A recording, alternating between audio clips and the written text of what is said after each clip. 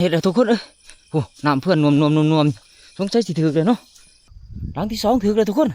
นี่เอามานี่เดียวนี่โอ้แต่ว่าปลาบ้านเขาสิปลาบ่ใหญ่นะทุกคนหลังนี้ถืออีเลยทุกคนเอ้ยผู้แถมที่หาของตอนเช้าเขานะมื้อนี้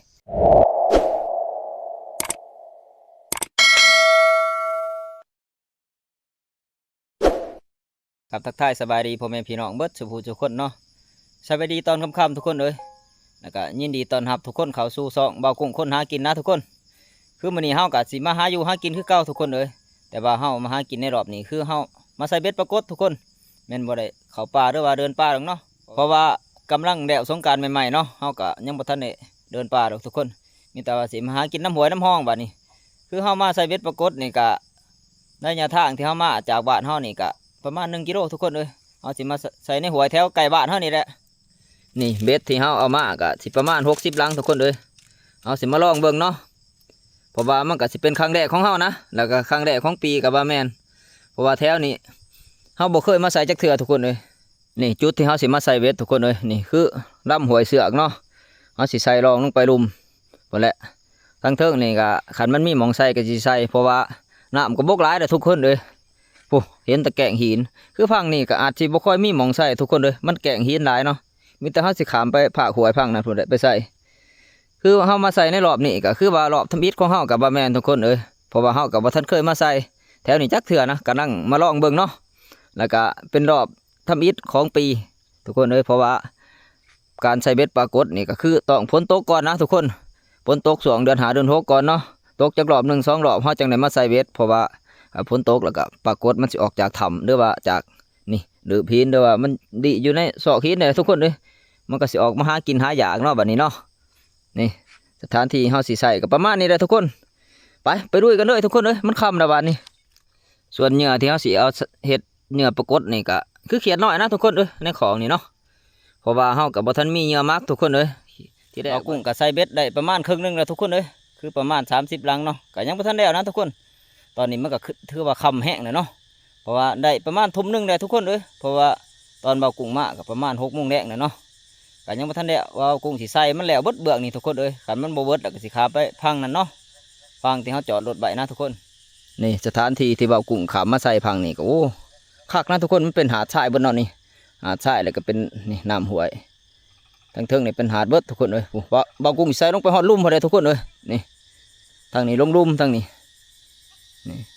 อันเบื้องเทิงนี่ก็เบากุ้งก็ใส่มาหลายแล้วเนาะนี่ตามสายนี่เบากุ้งใส่มาละก็คือเบาแหละคันแม่นบ่เบิดนี่ก็สิได้ขามพังทุกคนเอ้ยโอ้สิขามไปใส่พังนั่นแหละเพราะว่าพังนั้นเบื้องเทิงนั้นมันเป็นคุยหินแต่ว่าเบื้องลุ่มนี่มันจะเป็นตะดิ่งสัตว์นะทุกคนบางเถื่อปลามันก็สิเขาหากินคือกันแหละตามตะดิ่งเนาะนี่ตะดิ่งสัตว์จุดแถวนี่ก็คืออยู่ทุกคนเลยอยากบ่อยากก็ต้องมาในแดดมื้อแรงนี่แต่ว่าบ่ฮู้ว่าสิได้น้อยได้หลายปานใดเนาะมีแต่ไปเบิ่งนํกันอีกทีนึงทุกคนเลยเอาสิพาไปใส่เบ็ดให้มันแล้วเบิดก่อนเนาะบัดนี้เนาะเบ็ดก็ใส่แล้วเรียบร้อยแล้วนะทุกคนโอ้เพื่อสิใส่แล้วกับประมาณทุ่มครึ่งเนาะทุ่มครึ่งกลัวเกือบ2พอได้ทุกคนเลยเพราะว่าเฮาก็มาใส่มืดเนาะแต่ว่าเบิ่งสภาพการกะบ่ส่งคือปานใดทุกคนเลยเพราะว่ามันเงียบขนาดนะย่านว่าปลามันบ่ขึ้นเนาะบ่เห็นปลาบ่วนพอโตทุกคนเลยถ้าว่าบ่มารอบนี้ก็ถือว่าเฮามาเสียเที่ยวทุกคนเลย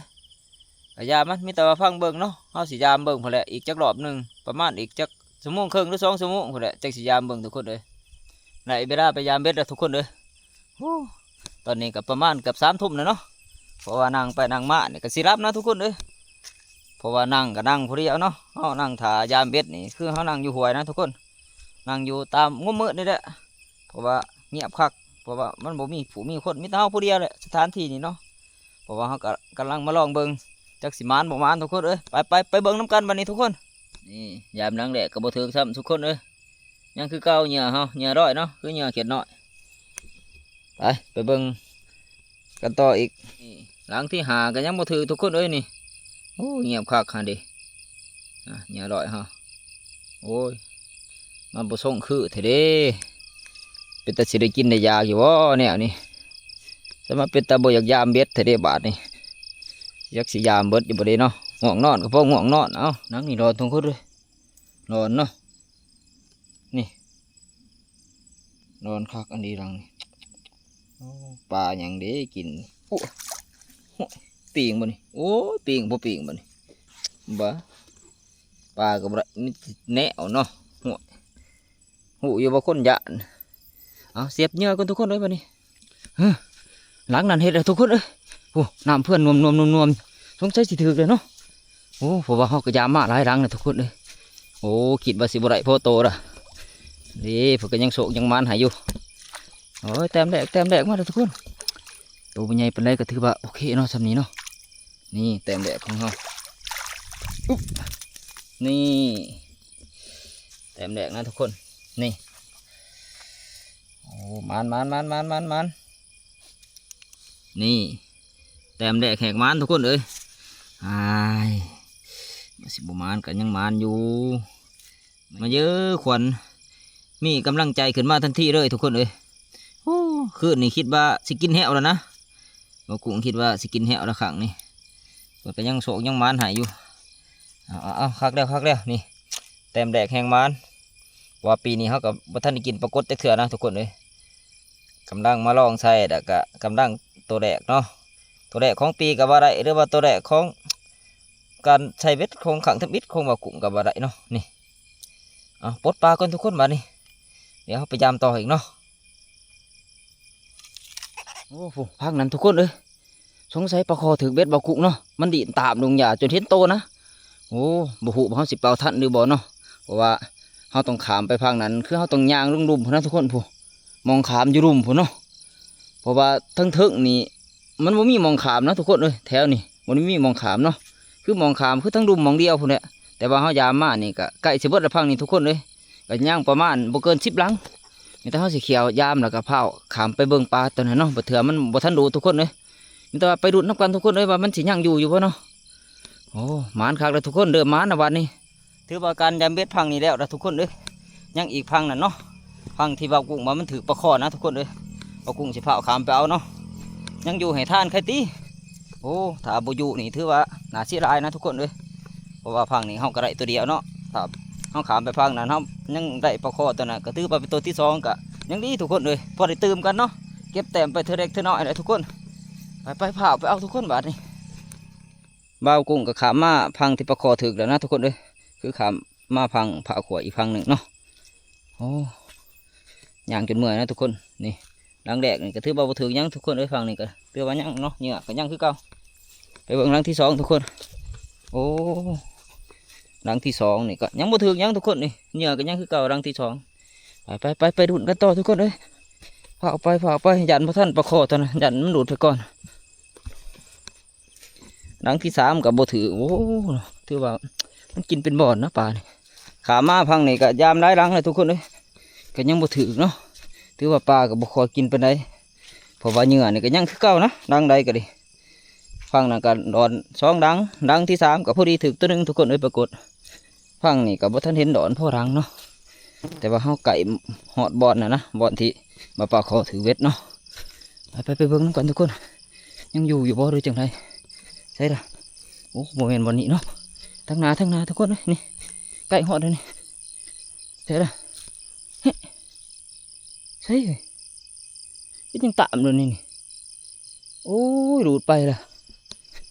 เอ้ยได้หลุดไปอันดีนายเด้มาบ่ทันซ้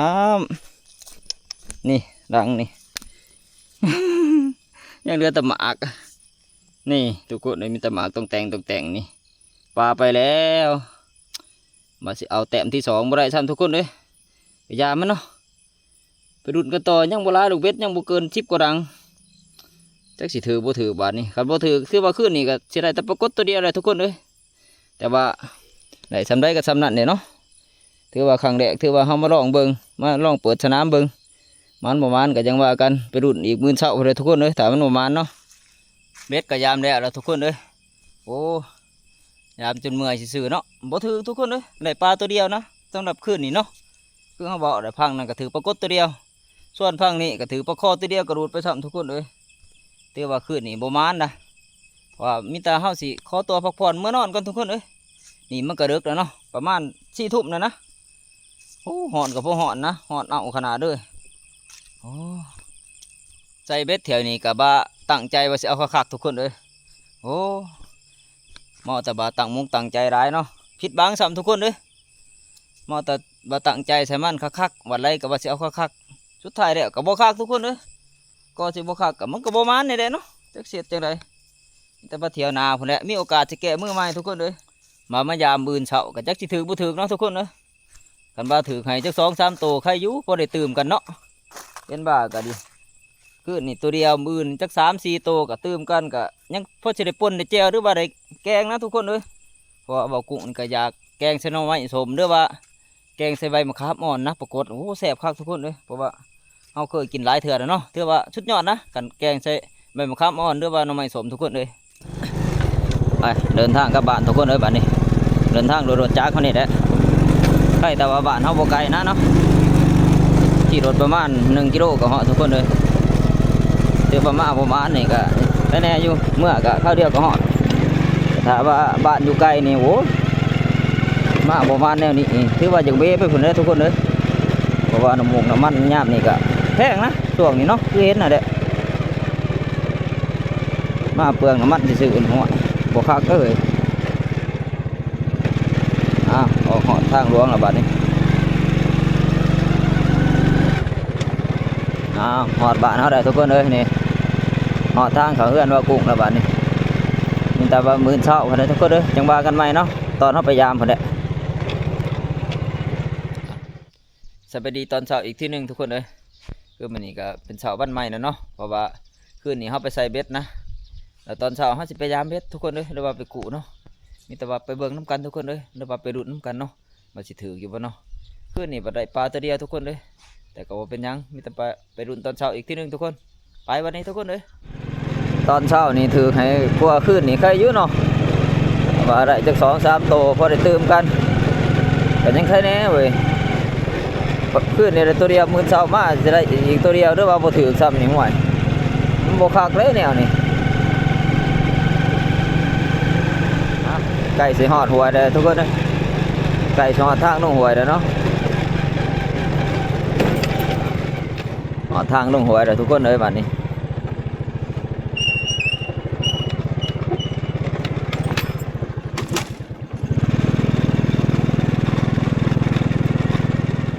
นี่ทางลงหวย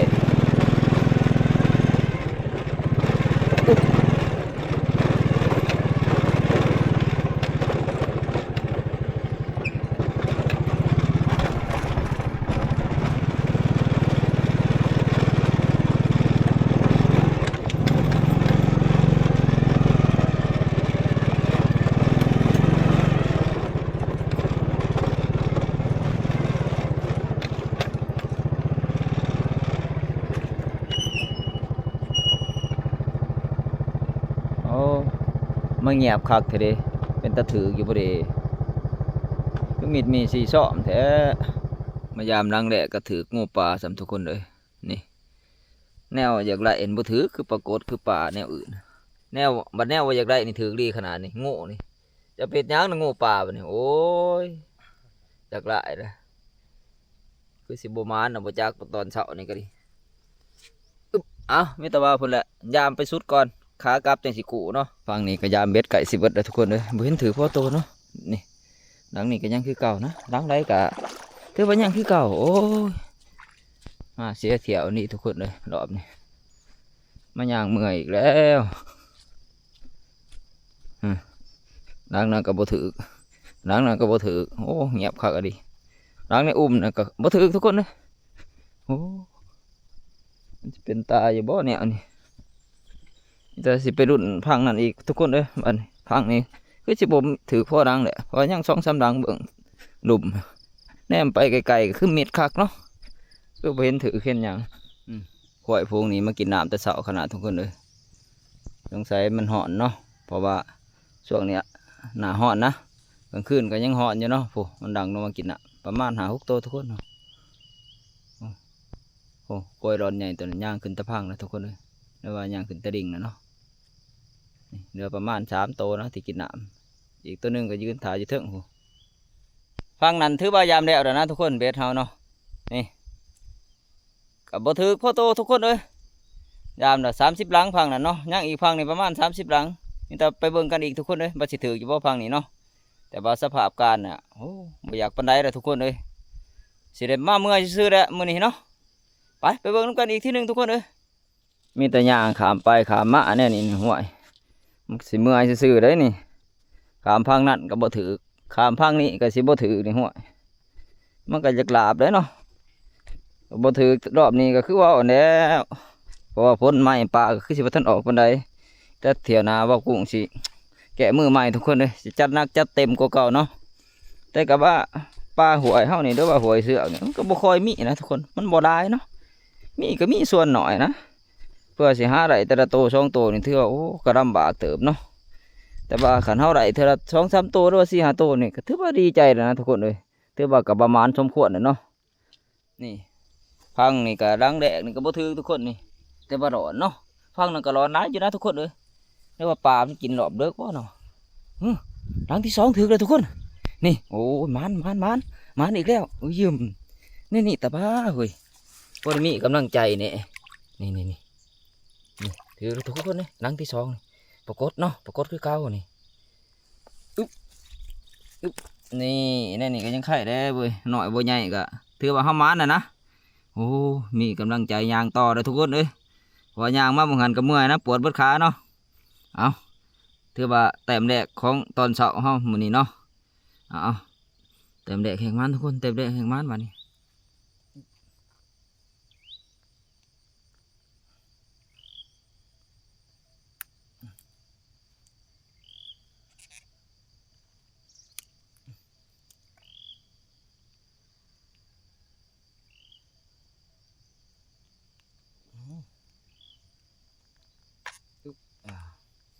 นี่แต้มแรกของเฮาทุกคนเลยนี่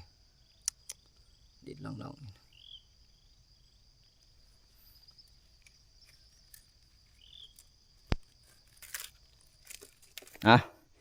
ต้มแรกผ่านไปทุกคนเอ้ยไปรุ่นกันต่อเนาะนี่คือรังนี่ก็บ่ถือจะบ่ถือให้อีกบ่จัก2-3 ตัวหรือว่าถือให้อีกจักตัวหนึ่งก็ยังดีนะพอได้ตื่มกันเนาะนี่คือรังนี่ก็บ่ถือทุกคนเอ้ยนี่โอ้ถือว่าถือนี่ก็ห่างนะไปเบิ่งกันอีกทุกคนรังนี่ก็บ่ถือเนาะนี่เหงื่อยังอยู่เพราะว่าเหงื่อที่เขาใส่ก็คือว่ามันเป็นเหงื่อเขียดน้อยเนาะหรือว่าเหงื่อร้อยเนาะมันอาจจะบ่ดึงดูดปลากดนะเพราะว่ามันบ่มีกินมีหยังเนาะมันบ่คือเหงื่อมักทุกคนเลยนี่รังนี่ถือเลยทุกคนโอ้ยมาอีกแล้วทุกคนเลยนี่แต้มที่2ของตอนเช้านี่ทุกคนเลยมาอีกแล้วนี่โอ้แต่ว่าปลาบ้านเขาสิปลาบ่ใหญ่นะทุกคนเลยถือว่าซ้ำนี่ก็ถือว่ามาน่ะเนาะนี่หน่อยบ่ใหญ่ก็เก็บแต้มไปทุกคนเลยแต่ละโต2 โตนี่มาอีกแล้วนี่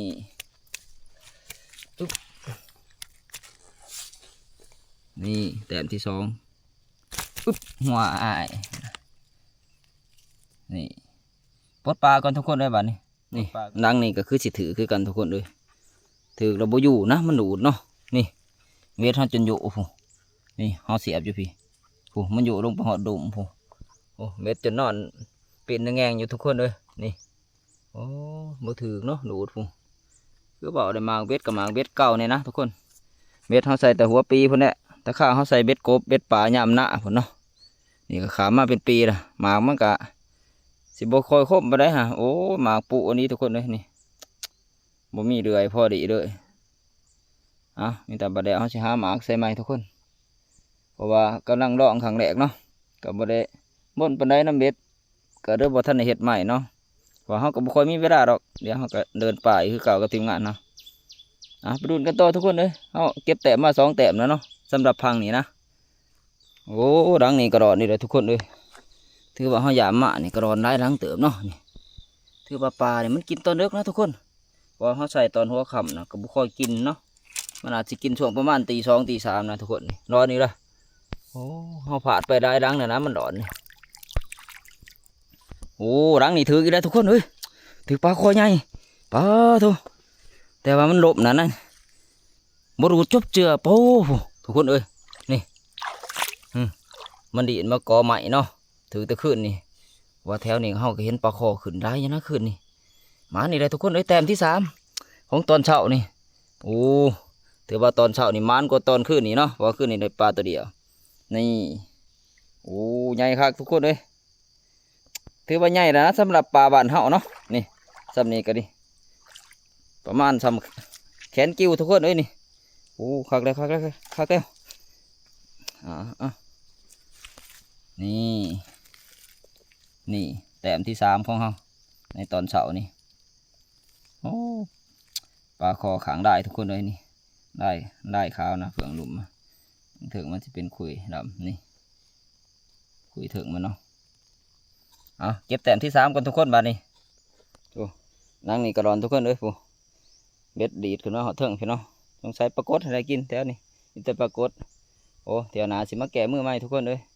คิดว่าสิได้ใส่รอบเดียวแล้วก็เฮิงนะสิบ่ได้มาใส่เพราะว่าคิดว่ามันบ่ถือเนาะจริงมันก็ถือมันก็กินอยู่นี่แต่ว่าถือบ่ได้ก็พอได้อยู่ได้กินทุกคนเลยแถวละ3-4ตัวนี่ถือว่าก็พอได้กับเขาเนาะนี่หลังนี่ถืออีกแล้วทุกคนนี่ปลากดเนาะแต่ตัวบ่ใหญ่ปานใดนะถือว่าน้อยสำนี้ก็เฮาก็เก็บแต้มเนาะนี่เป็นแต้มที่4ของตอนเช้าเฮามื้อนี้โอ้ยมาอีกแล้วนี่ปลาบ้านเฮาก็ส่วนได้ก็สิประมาณนี้เลยทุกคนเอ้ยตัวบ่ใหญ่หรอกนี่สำนี้ก็พอได้แกงใส่หน่อไม้สมหรือว่าใส่ใบขามอ่อนอยู่ทุกคนเลยนี่เก็บแต้มเป็นแต้มที่4นะตัวนี้เดี๋ยวว่าถามว่าเป็นปลากดกับเป็นแต้มที่3เนาะแต่ว่าเป็นแต้มที่4ของตอนเช้านี่เพราะว่าบางหันมันถือปลาคอใหญ่เติมนะทุกคนเลยนี่เก็บแต้มกันทุกคนมานี่หลังนี่ถืออีกเลยทุกคนเลยปุ๊แต้มที่5ของตอนเช้าเฮานะมื้อนี้โอ้ถือประมาณน่ะเนาะตอนเช้าเนาะโอ้คืนนี้ประมาณทุกคนเลยบ่กุ้งก็จนว่าสิบ่ได้มายามนะตอนเช้าคิดว่าจะกุแต่คืนนี้เนาะเบิ่งมันบ่คือปานใดอันนี้แต่มันถือตอนเช้าทุกคนเลยนี่แต้มที่5ของตอนเช้าเฮานี่บาทนี่ปรากฏด่วนๆนะนี่เอามันนี่แต่ว่าจะมีกำลังใจใส่ต่อมือต่อไปก็สิได้ใส่อีกได้เบ็ดนี่แต่เฮาบ่ทันได้เดินป่าเนาะนี่ไปปลดแต้มที่5ก่อนทุกคนเลยเบ็ดก็ไก่สิเบิดได้แหละยัง2-3ดังนึงเถื่อก็สิถือแต่เท่านี้เลยเนาะเพราะแนมไปทางหน้าคือมิดอยู่คือบ่เบิดได้ทุกคนเลยนี่อีก3ดังก็มิดอยู่แนมไปเบิ่งเนาะสรุปว่าคือสิซ้ำนี่แหละนี่แต้มที่5เฮา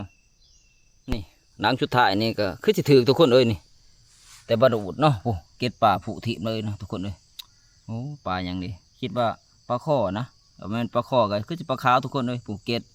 กับทิ่มถือว่าเฮายามเบิดนะดังสุดท้ายนี่ถือว่าก็บ่ถือเนาะดังสุดท้ายเนาะ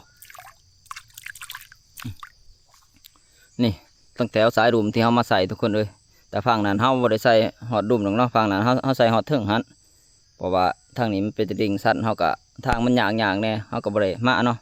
แล้วเฮาขามมาใส่ฝั่งนี้ทุกคนเลยนี่ฝั่งเฮาอยู่นี่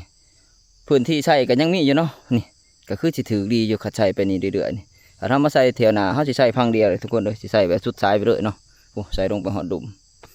โอ้คืออยู่ทางนี้ทุกคน